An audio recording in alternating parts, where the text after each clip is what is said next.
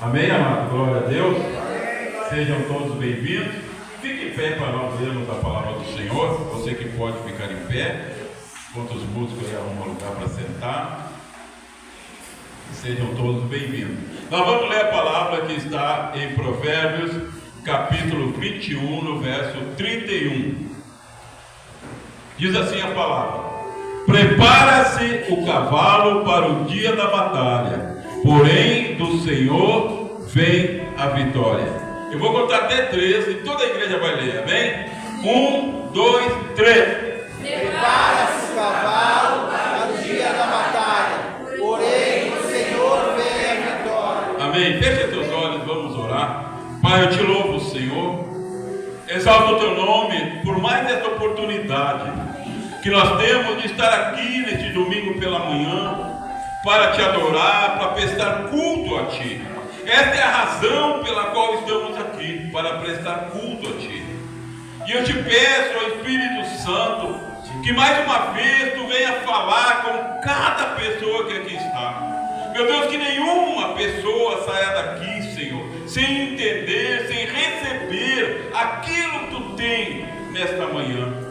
Pai, que a tua palavra, Senhor, que é a verdade, a tua palavra que traz à luz o que está escondido, a tua palavra que gera fé, a tua palavra que gera esperança, a tua palavra que salva, porque o Evangelho é poder de Deus. Amém, Jesus. Pai, que nesta manhã, Senhor, o diabo seja envergonhado. Satanás, que o Senhor Jesus te repreenda. Tu não tem parte neste lugar, tu não tem parte neste culto, porque nós estamos aqui no nome daquele que lá na cruz disse: está consumado, aquele que despojou as potestades, os principados. Estamos aqui em nome do Senhor Jesus, e nesse nome eu declaro vitória nesta manhã. Neste nome eu profetizo que pessoas aqui serão tomadas pela presença do Espírito Santo, que pessoas aqui no final desse culto não serão mais a mesma, estarão mais cheias de fé, mais cheias de graça, estarão mais cheias de esperança, mais felizes, mais próximos do Senhor.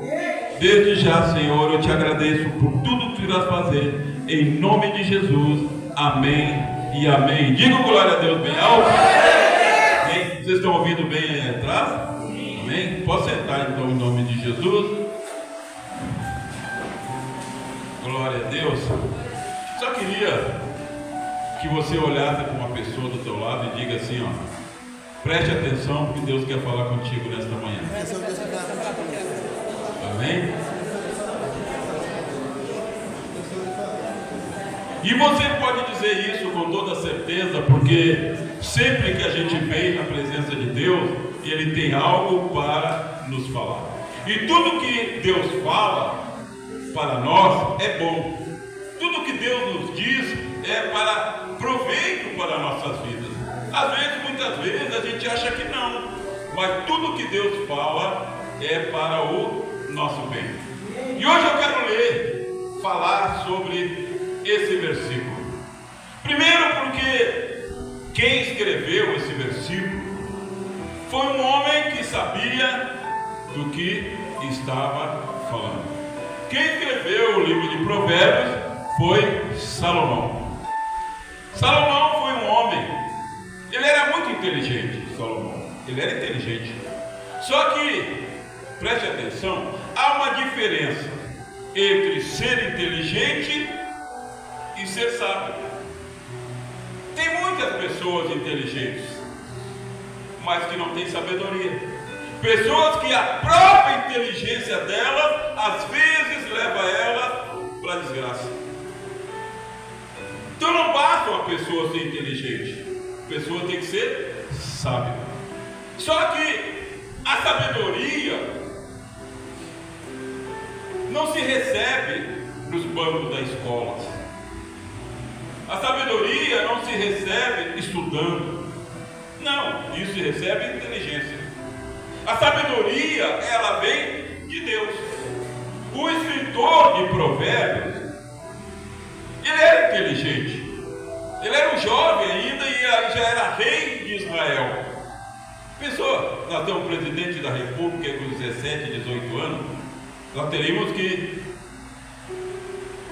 acreditar que era uma pessoa inteligente. Então, um jovem com 17 anos ser presidente de uma nação. Salomão era presidente, era rei de Israel, jovem, ele era inteligente. Só que Salomão, ele sabia que a inteligência que ele tinha, o que ele aprendeu, não seria suficiente para ele reinar sobre Israel. E um dia havia uma promessa sobre a vida dele. E um dia ele estava dormindo e Deus falou com ele em sonho. E Deus disse: Salomão, me pede o que tu quiseres que eu te dou. Deus empenhou a palavra. Só quem pode fazer isso é Deus. Ninguém pode dizer para uma outra pessoa: pede o que tu quiser que eu te dou. Ninguém pode, só Deus. E fosse lá o que Salomão pedisse, Deus daria, porque ele empenhou a palavra dele. E a Bíblia diz que Salomão, ele disse: Senhor, eu não passo de um jovem. Como é que eu vou julgar as causas do povo de Israel sendo tão jovem? Então eu peço que tu me dê sabedoria para mim poder reinar sobre Israel.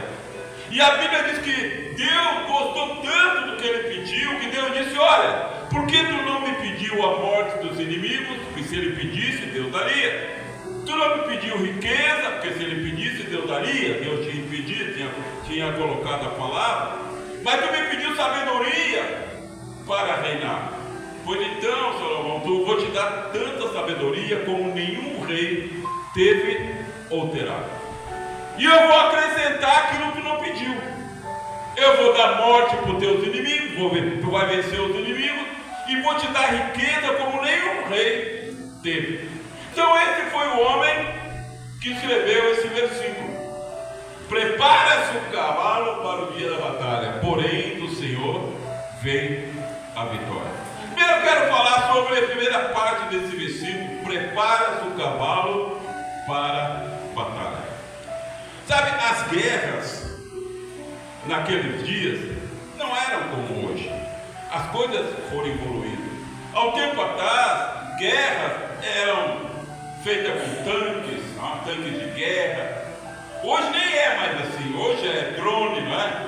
Hoje é drone, largando bomba por tudo que é lugar. Mas naquele dia, a maior arma de guerra que existia era o cavalo. Salomão, o autor desse versículo, ele importava cavalos do Egito, da Fenícia, para que o seu exército fosse bem aparelhado nesse sentido. Os cavalos deles eram escolhidos, ele comprava manadas inteiras.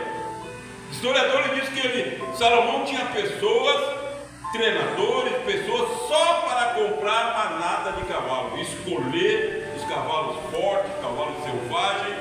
E esses cavalos vinham então. Diz que Salomão mandou construir estábulos enormes para os cavalos.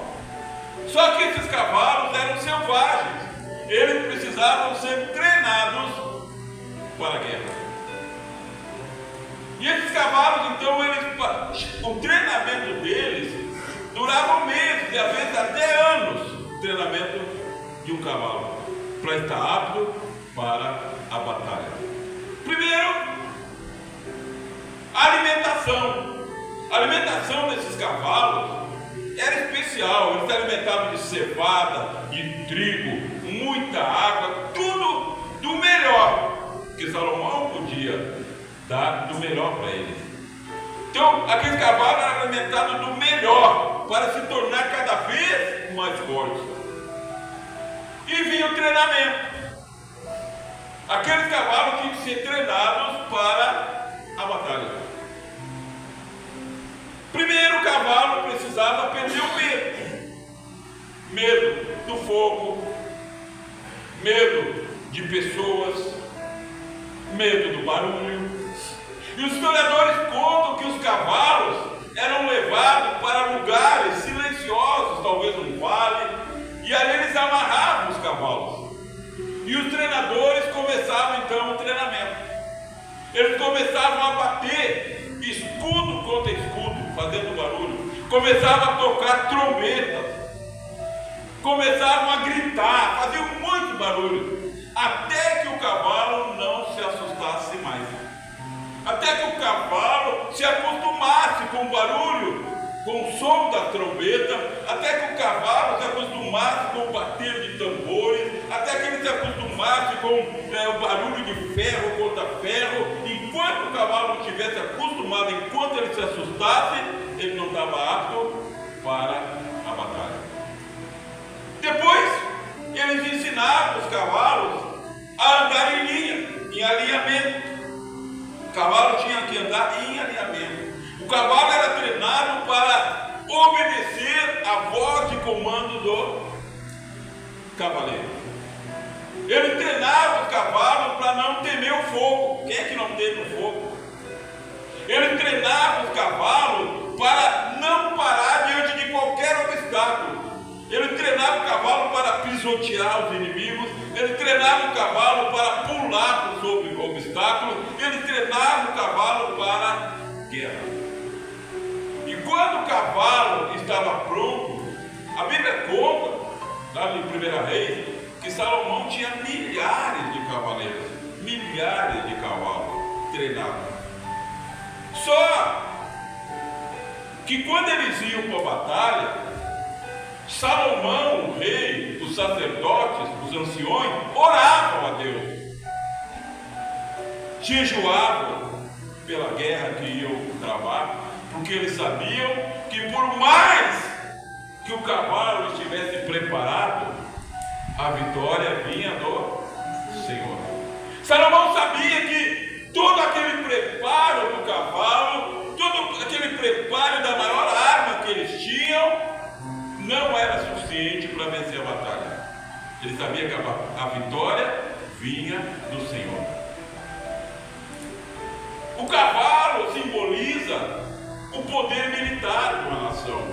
O cavalo simboliza o poder humano. Mas Salomão sabia que a vitória só vinha do Senhor. E você começa a ler as Escrituras, você percebe que realmente a vitória vem do Senhor. A Bíblia conta que quando Moisés, usado por Deus, tirou o povo de Israel do Egito, e eles iam em caminho à terra prometida, de repente eles se depararam com o mar. Não tinha como eles passar. Havia um grande mar na frente deles. E a Bíblia diz que eles ouviam o barulho dos cavalos do faraó chegando. Eram os melhores cavalos que existiam, eram do Egito. Salomão importava do Egito cavalos. E faraó vinha com seus carros e seus cavaleiros. E o povo de Israel estava na frente do mar. Até que Deus disse para Moisés: Moisés, manda o mar se abrir. E Moisés acreditou e deu a ordem, e o mar se abriu. E o povo de Israel começou a passar. A Bíblia diz que o chão ficou enxuto. Abriu-se uma estrada no mar, grande parede de água dos dois lados, e milhares de pessoas passando por aquela estrada. Eram jovens, idosos, crianças, pessoas doentes que eram carregadas em maca, e eles ouviam o barulho dos cavalos do faraó que vinha chegando. E quando, diz a Bíblia, quando o último israelita chegou do outro lado, o faraó, ele entrou também naquela estrada. Então os cavalos do faraó eram treinados para não temer nada. Eles viram aquelas águas, mas eles não temeram. Eles obedeceram o comando dos cavaleiros. E eles entraram naquela estrada também. Só que a Bíblia diz que quando eles estavam no meio da estrada, Deus ordenou o mar que se fechasse.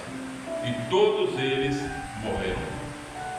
Deus deu a vitória para o povo de Israel, sem o povo de Israel levantar uma espada. Porque a vitória vem do Senhor. O Egito tinha cavalos, os melhores, treinados, mas eles estavam guerreando contra o Senhor. A Bíblia diz que Deus é o nosso forte guerreiro. É Ele que vence as nossas batalhas. E nós, todos nós, estamos envolvidos numa grande batalha. O crente, ele não pode viver achando que está tudo ok. Não, que está de férias. Não, nós estamos numa batalha. E a Bíblia fala no livro de Efésios que a nossa batalha não é contra ser humano. Não é contra ser humano. A nossa batalha são contra as potestades, contra os espíritos do mal, os dominadores do mundo das trevas. A nossa batalha é espiritual. Irmão, e por a nossa batalha ser espiritual, nós não vemos o inimigo. A gente não vê porque é espiritual. Mas agora a gente pode perceber através do Espírito Santo. Se nós estivermos ligados ao Espírito Santo, nós percebemos a batalha, nós percebemos os ataques e nós sabemos como vencer. A Bíblia fala que o soldado do exército de Deus não é como o soldado de um exército humano. Não, o soldado do exército de Deus, a Bíblia fala em Efésios, que ele tem uma armadura. Mas não é uma armadura que você enxerga no outro. É uma armadura espiritual. E essa armadura, ela é vista por quem? Pelos seres espirituais. E aí, o escritor de Efésios diz que nós devemos colocar no peito a couraça da justiça, a armadura de Deus, a couraça da verdade. Aquele crente que ele anda na verdade, que ele não é inclinado à mentira, ele tem uma couraça no peito de verdade. A Bíblia diz que o crente do exército de Deus, ele tem um escudo, que é o escudo da fé, que é capaz de apagar todos os dardos inflamados do inimigo. Esse escudo, ele apaga os dardos inflamados. O que é o dardo inflamado? São palavras que são ditas para desanimar. Isso são dardos inflamados do inimigo. Sabe aquela pessoa que diz para você: o que adianta tu congregar? O que tu quer na igreja todo domingo? Isso é um dardo inflamado do inimigo. É o diabo usando essa pessoa. Sabe aquela pessoa que diz que você nunca vai ser nada? Na igreja tu nunca vai fazer nada, nunca vão te dar oportunidade. Isso é um dardo inflamado do diabo para te atingir. E a única maneira de você apagar esse dardo é com o escudo da fé, que é o escudo que não deixa o dardo penetrar na mente e no coração da pessoa. Esse é o soldado espiritual. A Bíblia diz que os pés dele está preparado com quê? Com a pregação do Evangelho. Ele prega o Evangelho, ele fala de Jesus para a pessoa. E na mão, o que ele tem? A espada do Espírito, que é a palavra de Deus. Não tem espada mais poderosa que essa. A espada do Espírito. Essa é a armadura do servo de Deus. As pessoas não veem, mas os demônios, os anjos de Deus, os seres espirituais, eles veem. Quando eles olham para você, eles não veem você com essa camisa branca, com essa camisa azul, eles não veem você com essa gravata. Não é assim que eles te veem, não. Eles te veem como um soldado de Cristo, com armadura, com capacete, com a espada do Espírito, e eles sabem que não tem como vencer. Então, o exército de Deus, ele é assim. Moisés era um homem comum, como todos nós, sujeito aos mesmos sentimentos. Um dia ele se irou e matou uma pessoa. Mas quando Deus capacitou Moisés, ele continuou tendo aquele físico humano, frágil, ele já era idoso. Mas, quando Deus disse a Moisés: vai lá no faraó e diz para ele deixar o meu povo livre. Quando Moisés entrava no palácio do faraó, o homem mais homem olhava para Moisés, ele não via aquele homem frágil, ele via um soldado de Cristo. Ele via alguém com a couraça da justiça, ele via alguém com capacete da fé, capacete na cabeça, ele via um soldado armado espiritualmente. Foi isso que Deus quis dizer quando disse para Moisés: Moisés, eu vou te dar poder, tu vais ser como Deus sobre o faraó. O faraó olhava para Moisés e ele via um soldado de Cristo.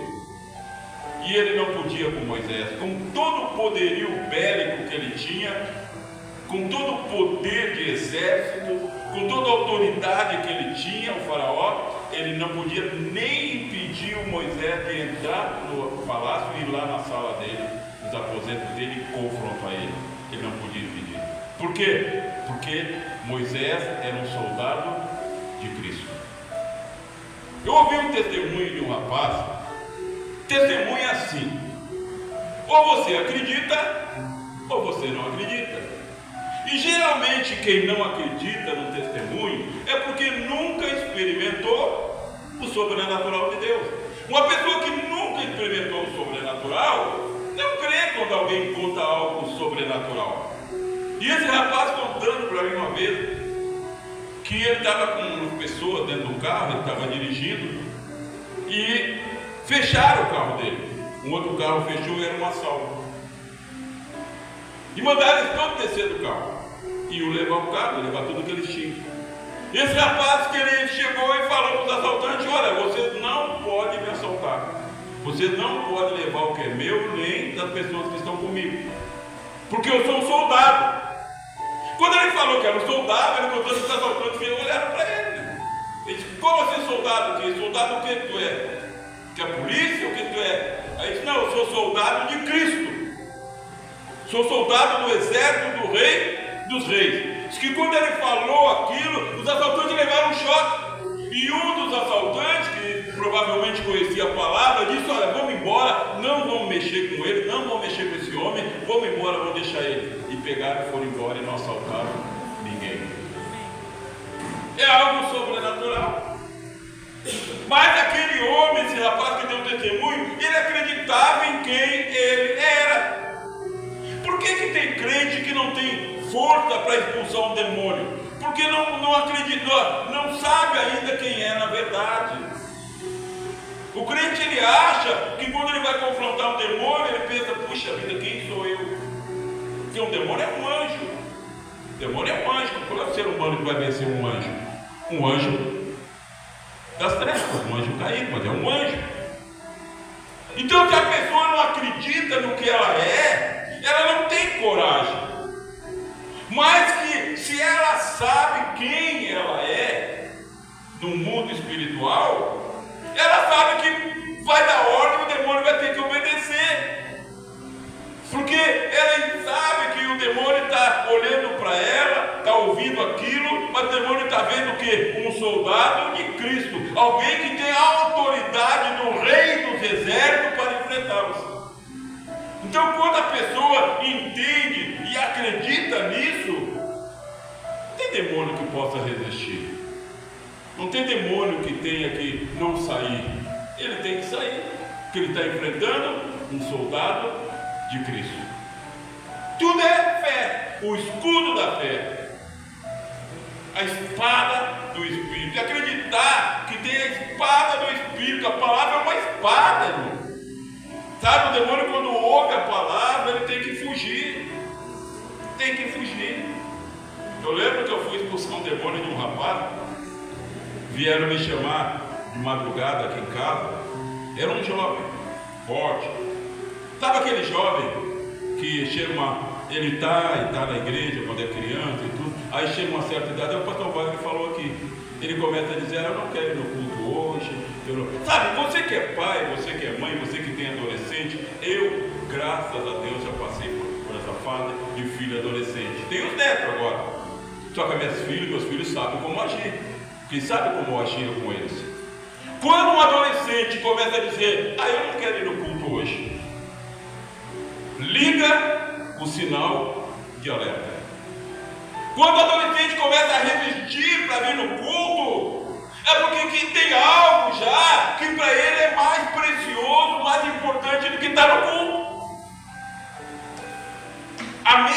dele já está sendo minada por outras coisas. Mas ele fica no quarto. O que ele faz no quarto? Você sabe? Você sabe o que ele vê no celular? Você não sabe, eu não sei. Ninguém sabe o que acontece nos bastidores da vida de uma pessoa. Ninguém sabe o que acontece nos bastidores da vida de uma pessoa. Ninguém sabe. Mas Deus, Ele nos ensina quando devemos ligar a luz de alerta. Eu ligo a luz de alerta na minha vida. Quando eu sei que eu devo orar, mas eu não estou com vontade, eu digo, opa, para aí. Eu não tenho que orar só quando eu estou com vontade. Você come só quando está com vontade?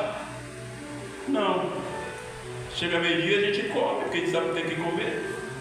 A gente não espera ter vontade para comer, a gente come. A gente bebe água só quando está morrendo de sede? Não, a gente bebe água porque sabe que tem que beber. Então eu acendo a luz de alerta na minha vida. Eu estava falando para o pastor Wagner ontem aqui em casa, nós estávamos ali jantando, e eu falei algo para ele, depois eu fiquei pensando, eu digo, pai, eu tenho que ligar a luz de alerta. Porque eu falei para ele assim, eu estava comentando sobre os vídeos do meu canal, eu disse, pai, eu tenho vários vídeos para gravar, mas assim, é tanta correria. Eu estava pensando, mas para aí. Como é que eu vou parar de gravar os vídeos? Eu liguei a luz de alerta. Eu tenho mais de 15 vídeos para gravar. Está tudo aqui, ó, na minha mesa. Eu gravo aqui, ó. Põe a mesa ali. Tem tudo que é necessário, tudo coisa simples. Fico embaixo daquela luz ali. E gravo 6, 7, 10 vídeos de uma vez só. Foi uma capacidade, uma sabedoria que Deus me deu. E eu sempre fiz isso com prazer. E agora eu estou dizendo que eu tenho vários vídeos para gravar, mas há tanta coisa para fazer. Não é verdade que tem tanta coisa para fazer. Tem tempo para tudo.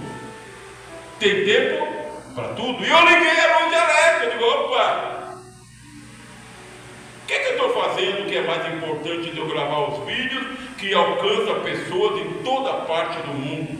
E eu recebo ligações, mensagens pelo WhatsApp, pessoas pedindo socorro, pedindo esclarecimento sobre os vídeos, em todas as partes. Eu tenho vídeo que foi visto por mais de 90 mil pessoas. Eu digo, o que é mais importante do que isso?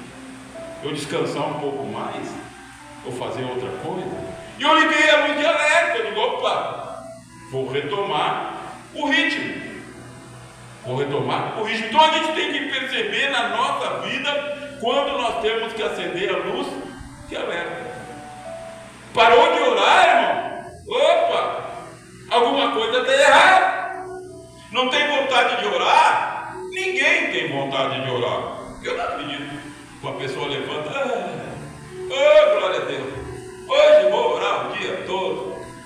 Vou orar, tenho vontade de orar. Ninguém tem vontade de orar. A gente ora porque tem que orar, porque a oração é aquilo que nos alimenta, a oração é aquilo que nos fortalece. Bom, a oração é uma luta contra a carne. Eu me lembro uma vez, eu fui numa igreja, há muitos anos atrás, eu não estou falando mal de igreja nenhuma, é só exemplo, tá? De um amigo meu. Aí a gente chegou, era uma igreja pequenininha, e chegou o rapaz que abriu o culto. Eu conhecia o rapaz, conhecia a vida espiritual dele. E ele foi abrir o culto. Meus irmãos, pensa num cara que pulava. Esse cara foi abrir o culto e pulava, e gritava, e fazia um escandalhar. E eu olhava para o cara e dizia, esse animal está na carne, cara. Eu nem conhecia ele, eu sabia que ele não vivia no espírito, mas eu fiquei pensando, ninguém pode abrir um culto assim. Ninguém pode abrir um culto assim. Ninguém começa a orar no espírito. Porque oração é uma luta contra a carne. Já viu como é que você começa a orar? Jesus, tem misericórdia de mim, Senhor. Eu vim orar pela minha família. É assim que eu começo a minha oração. Vim orar pela minha família. Guarda a vida do Tiago, guarda a vida do Diego, abençoa a Raquel, abençoa a Lia, tem misericórdia de mim. Está na carne, você está ainda no campo da carne. Está no campo da carne ainda, você está orando. Mas à medida que você vai orando, o Espírito vai vencendo a carne. E daqui a pouco você está no Espírito. Daqui a pouco você já... Acontece comigo toda noite aqui. Daqui a pouco, irmão, eu já estou no Espírito. Já estou impondo as mãos sobre as portas. Já estou pegando óleo, ungindo as cadeiras, levantando a mão lá em favor das pessoas do morro. Agora eu já estou no Espírito. Quando eu comecei na carne.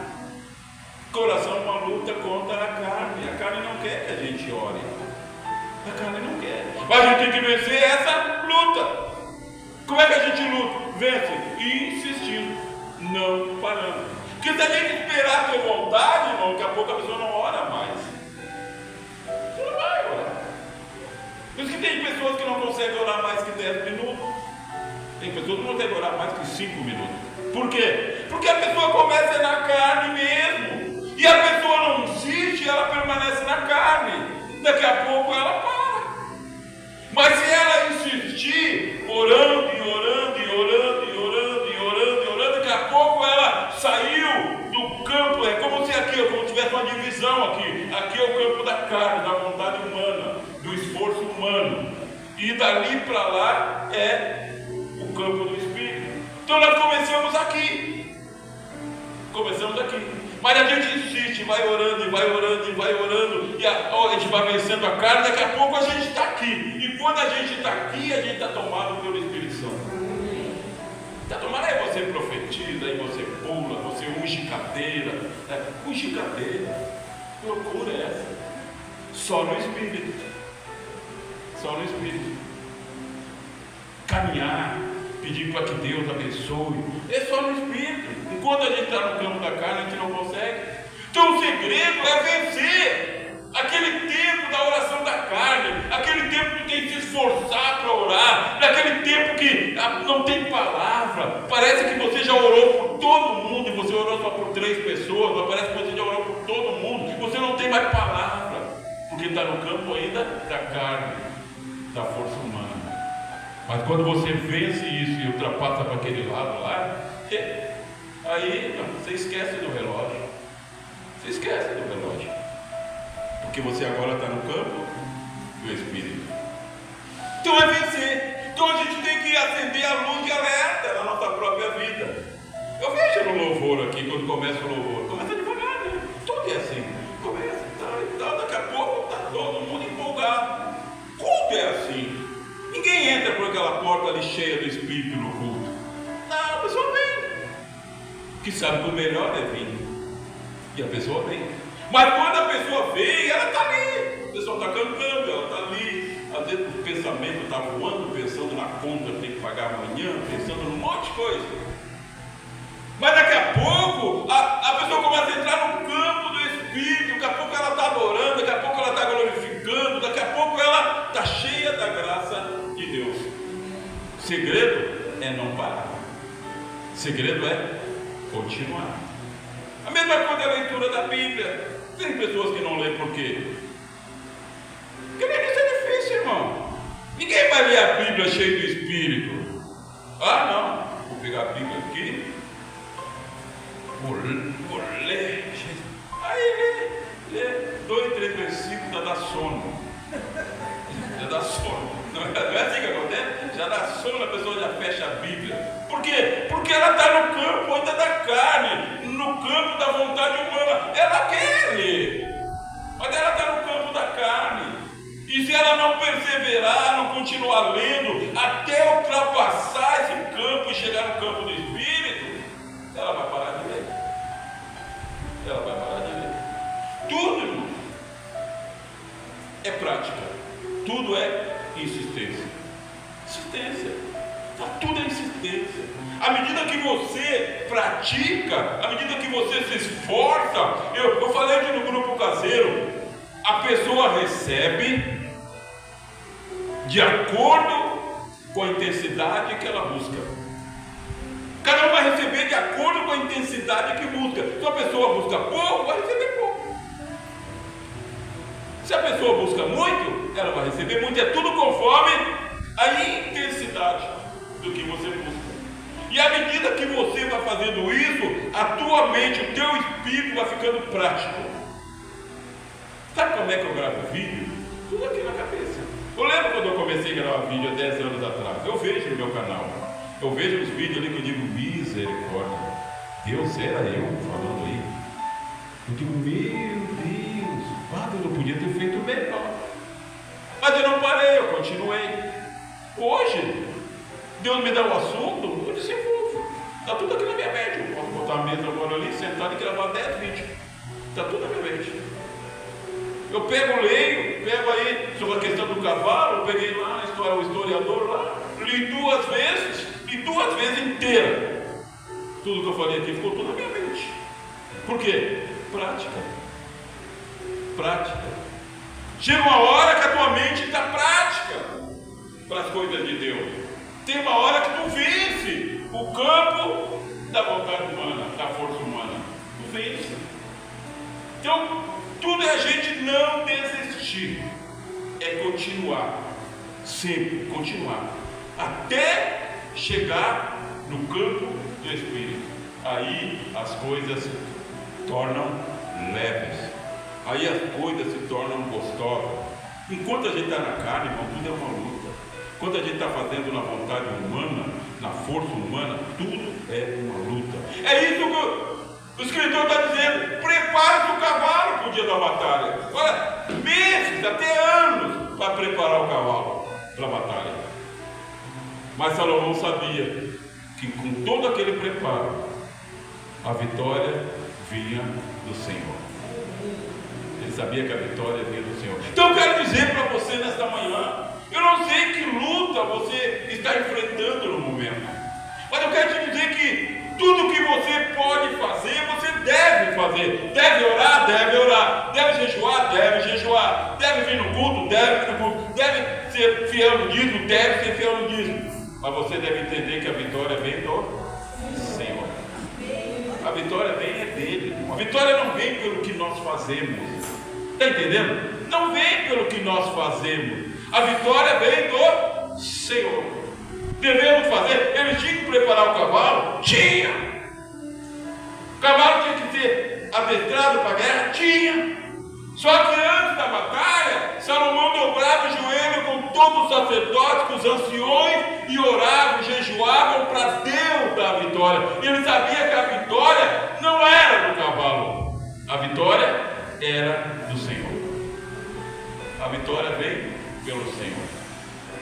E a vitória do Senhor não depende do nosso esforço. Não depende. O mar se fechou. Matou o cavalo e seus cavaleiros. Tem até um canto que a gente cantava antigamente, né, João? Matou, afogou no mar os cavalos e seus cavaleiros. O povo de Israel não fez nada. Deus guerreou a guerra. Lembra do muro de Jericó? Ninguém levantou uma espada. Ninguém. Era uma guerra. Um muro impossível. É impossível atravessar para o outro lado. Deus deu orientação para eles.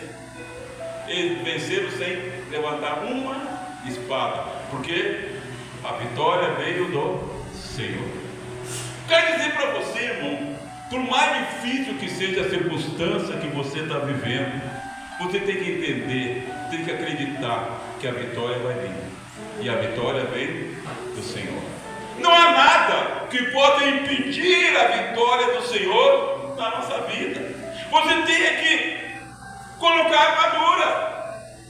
Coloca a couraça da justiça. Coloca o escudo da fé. Segura esse escudo para que nenhum dardo inflamado possa alcançar a tua vida. Irmão, e a maior arma do diabo são os dardos inflamados. Coisas que as pessoas dizem para desanimar. Coisas que as pessoas dizem para você parar. Ah, porque a gente na igreja está cheio de luta, cheio de dívida, cheio disso, cheio daquilo. Dardos inflamados do inimigo. Dardos inflamados do inimigo. Então só o escudo da fé pode anular isso. Você deve colocar o capacete da salvação. Você deve acreditar que Jesus, ele venceu na cruz por você. E a salvação está sendo te oferecida. Você tem que guardar isso.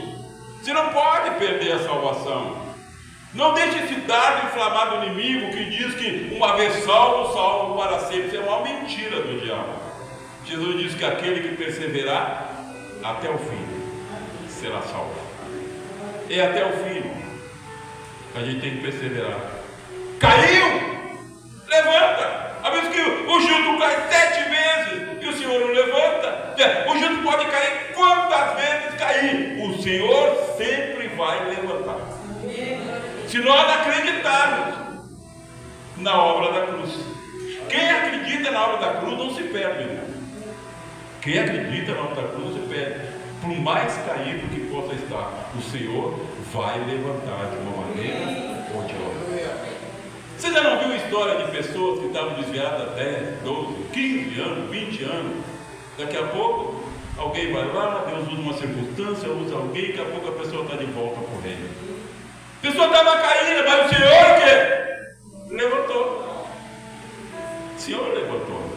Deus não deixa nós ficarmos caídos. Quando nós cremos na obra que Ele realizou. O maior medo de Satanás é que o crente entenda a obra de Jesus. O maior medo de Satanás é que a pessoa entenda quando Jesus disse está consumado. O maior medo de Satanás é que a pessoa entenda quando Jesus despojou Satanás de todo o poder. O termo despojar é um termo de guerra. A Bíblia usa termos de guerra, porque nós estamos numa batalha. O termo despojar é o seguinte: quando uma nação vencia a outra, ela tinha direito de despojar, tirar tudo que o outro tinha. Tirava ouro, joia, tirava tudo. Diz que Jesus na cruz despojou Satanás de todo o poder que ele tinha. Qual era o poder que Satanás tinha? O pecado das pessoas, o pecado da humanidade. E Jesus, ao morrer pelos pecadores, ele tirou aquele poder de Satanás. Ele pagou o preço pelos pecadores. Então, o que eu quero resumir é que Satanás não tem mais poder. Ele adquire poder. Ele adquire como? Através do pecado na vida de uma pessoa. Se uma pessoa ela entender isso, e ela entender que ela peca, porque Jesus disse, a palavra diz que todos pecam. Agora, pecar é uma coisa, viver na prática do pecado é outra. Viver na prática do pecado dá poder para Satanás na vida da pessoa. Mas quando a pessoa peca, ela pecou e ela vai para Jesus e diz: Senhor, tem misericórdia de mim, Senhor, eu pequei, me perdoa. A Bíblia diz que nós temos um advogado diante do Pai, que perdoa nossos pecados quando nós confessamos e nos purifica. Quando o crente entende isso, mas ele não teme mais nada. Ele não teme mais nada, ele sabe da obra da cruz. Ele sabe que o diabo só vai ter poder na vida dele se ele viver na prática do pecado, ou se ele cometer pecado, que ele não se arrependa e não confesse a Deus. Só assim que o diabo tem poder na vida de uma pessoa. Uma pessoa que é endemoniada, pode ter certeza que ela está levando uma vida de pecado. Ela está levando uma vida de pecado. Prática de pecado. Prática de pecado. Por isso que o diabo adquiriu o poder na vida daquela pessoa. Senão não tem como. Não tem como. Se a pessoa entende a obra da cruz, não tem como o diabo vencer essa pessoa. Por mais frágil que ela seja. Irmão, tem uma série, né? Eu não gosto de ver essa série, que é outra coisa distorcida, aí na Record, ainda que é da séries evangélicas. Aí estava dando uma de Paulo. Pô, eu fiquei pensando, pô, tudo bem, né? Você é melhor do que estar vendo essas novelas do mundo, que é só pornografia e tudo mais. Eu fiquei pensando, por que ele não faz a coisa mais real? O Paulo da série era um galã. Botaram um galã, um cara bonitão, que era o Paulo. Ah, quando eu vi, uma vez só ouvi aquele Paulo, porque vou ver essa porcaria. Cara, por que tá mentindo pra gente, cara? Enganando a gente. Tu olha na Bíblia, irmão, Paulo, ele era baixinho, careca, não que careca seja uma coisa feia, careca é bonito, né? Careca. Ele tinha um problema no olho, e não era um probleminha qualquer, algo nojento, porque ele fala que a pessoa, na Bíblia diz que as pessoas se afastavam dele por causa do problema que ele tinha nos olhos. Esse era Paulo. Mas eles não querem mostrar a realidade. Aí põe um galã. Já viu os filmes sobre Jesus? Eles põem lá um loiro, nada contra loiro, de olhos verdes. Não tem nada a ver com Jesus. Jesus nunca foi assim. Por que quer enganar a gente? Por que não tenta pelo menos fazer a coisa mais próxima da realidade? Mais próxima da realidade. Então quando a gente começa a perceber, e Paulo era um homem frágil, fisicamente. Mas eu acho que depois de Jesus, no Novo Testamento, não teve ninguém como Paulo. Paulo ganhou nações inteiras, irmão. Você que ganha alma para Jesus, você sabe o quanto é difícil ganhar uma alma, não é verdade? Ganhar uma. Paulo evangelizou toda a Ásia.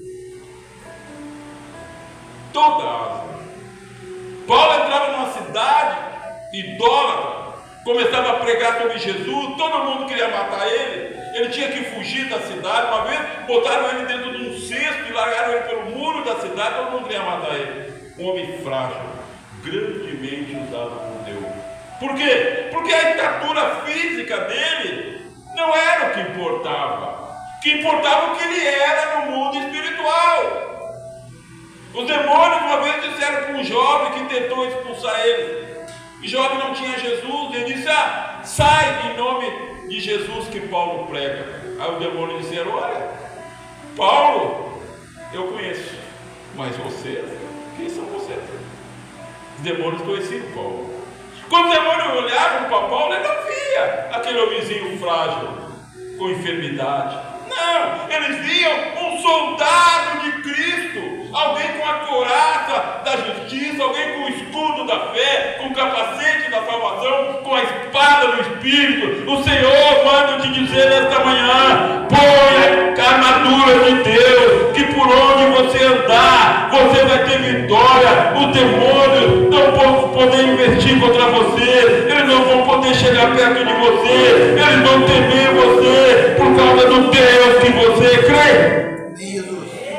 Colocar a armadura que é vista no mundo espiritual. Os demônios veem. Os demônios sabem quem nós somos. Eles conhecem a nossa voz. Os anjos conhecem a nossa voz. Os demônios conhecem. Eles sabem quem é. Eles sabem quando um crente entendeu o que Jesus fez. Eles sabem. E eles sabem que com esse, eles não podem. Eu ouvi o testemunho de um pastor, eu encontrei ele lá na UPA, ele contando para mim, ele pregou aqui uma vez. Que ele estava expulsando um demônio lá, e o demônio estava chutando todo mundo.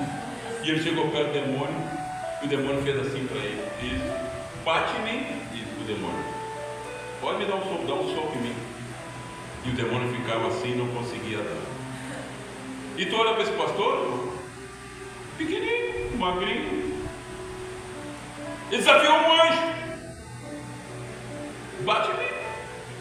E o anjo não podia bater. Por quê? Porque ele não estava vendo aquele homem magrinho, frágil, não, ele estava vendo um soldado de Cristo. E ele não podia tocar, ele não podia enfrentar. Esse é um mistério que todos nós temos que entender. Quem nós somos? Quem nós somos? Nós somos soldados do exército do Rei Vivo. A vitória vem do Senhor. Eu não sei que batalha você está enfrentando, mas eu quero te dizer nesse final de culto: está vindo vitória do Senhor sobre você. Está vindo vitória do Senhor aí. As muralhas vão cair, os inimigos vão ser vencidos. Está vindo vitória sobre a tua vida. Se você crê nisso, fica em pé, levante a tua mão em nome de Jesus e diga: Senhor, eu creio na vitória que está vindo sobre a minha vida. Não importa, irmão, se é financeira a tua luta, não importa se é espiritual, não importa se é doença, A vitória do Senhor está vindo sobre a tua vida, em nome de Jesus. Em nome de Jesus. Feche os teus olhos. Eu quero orar por você. Eu quero que você coloque diante de Deus agora essa luta que você está passando. Se você está passando por uma luta, por uma batalha, e você precisa, você sabe que você humanamente não pode mudar isso, mas você ouviu a palavra e crê que a vitória vem do Senhor. Eu quero que você coloque diante de Deus agora. Pai, em nome de Jesus, eu quero orar, Senhor, por cada pessoa que está aqui nesta manhã. Essa pessoa que está colocando essa luta, essa batalha diante de Ti. Essa pessoa que ouviu a palavra, que por mais que se prepare o cavalo para a batalha, a vitória venha do Senhor. Pai, eu oro, Senhor, para que a vitória na vida dessa pessoa que está crendo, que está falando contigo, que a vitória venha sobre a vida dela e que ela dê glória e honra para Ti. Eu te agradeço, Pai, em nome de Jesus. Amém e amém. Os pastores vêm aqui na frente para impor as mãos.